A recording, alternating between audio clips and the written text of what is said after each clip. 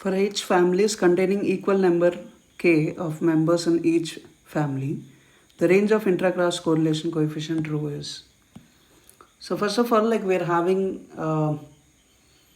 like members in a family, they're having the same marginal variance. So let's say the variance is sigma square.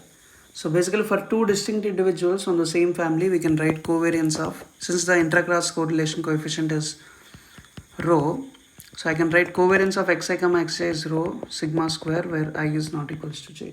So where rho is nothing but correlation between two members of the same family, that's nothing but the intraclass correlation.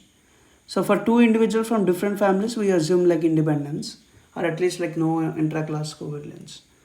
So if we consider a single family of size k, so basically the covariance matrix, like if we divide, so by if we divide the covariance matrix by sigma square, so we'll be having like the matrix as something like this, and then row 1 row 1, this so on till 1 row and so on this,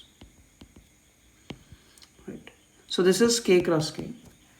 So now for this particular for this particular matrix to be a valid correlation matrix, it must be symmetric, positive, semi-definite.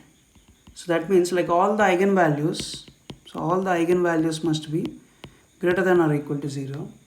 Now like there is like one vector corresponding to all these ones. So the first eigenvector is 1 plus k minus 1 row, and rest all eigenvectors will just be 1 minus row. So that means like now like these both, since it is a positive semi-definite, so this must be greater than 0. 1 minus k minus 1, this must be greater than or equal to 0, and 1 minus k is greater than or equal to 0.